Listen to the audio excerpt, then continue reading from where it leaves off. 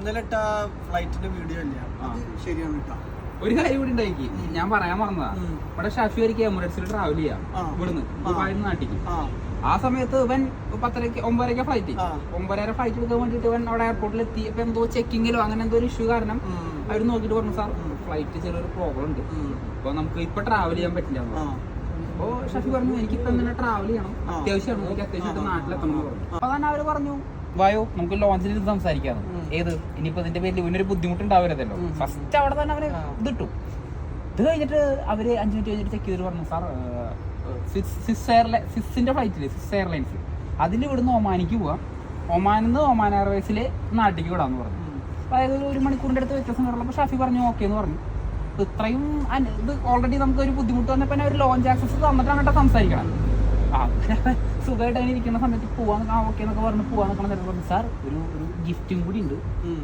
ഈ ഒരു ബുദ്ധിമുട്ട് സാറിന് വന്നുകൊണ്ട് up and down Chennai ticket എമിറേറ്റ്സില് അവന് കൊടുത്തു. എങ്ങനെയുണ്ട്?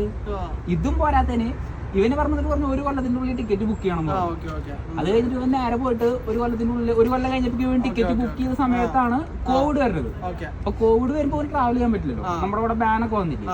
അപ്പൊ അവരോട് പോയിട്ട് പറഞ്ഞു, സാർ ഞങ്ങൾ ഇങ്ങനെ കോവിഡിന്റെ പ്രശ്നമുണ്ട്, ഒരു കുഴപ്പമില്ല സാർ, 1 കൊല്ലം കൂടെ എക്സ്റ്റെൻഡ് ചെയ്ത് കൊടുക്കാൻ നമുക്ക്.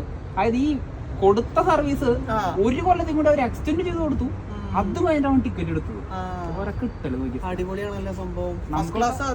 നോർമലി എക്കണോമി തന്നെ. പക്ഷെ എന്നാലും ആ ഒരു ഞാൻ ആ വീഡിയോ പറഞ്ഞോണ്ട് പറയാം, അവര് കൊടുക്കുന്ന ഫെസിലിറ്റി കാര്യങ്ങൾ, അതായത് നമുക്ക് ഒരു ട്രാവൽ ഒരാളുടെ കൺവീനിയൻസ് അല്ലെങ്കിൽ 1 മണിക്കൂർ ഡിലേയും ഒരു ഫ്ലൈറ്റ് ചേഞ്ചും വന്നതിന്റെ കാരണം ഒരു ചെറിയ മിസ്സിംഗ് ഉണ്ടെന്ന് പറഞ്ഞിട്ട് അവർ ഒരു അപ്പ് ആൻഡ് ഡൗൺ ടിക്കറ്റ് മേടിച്ചു കൊടുത്തത്. വ്യത്യാസം ഉണ്ടെന്ന് ഞാൻ ഇപ്പൊ ഇന്നലെ പറഞ്ഞ നീ പറഞ്ഞോണ്ട് പറഞ്ഞതാ. അതാണ് അവസ്ഥ.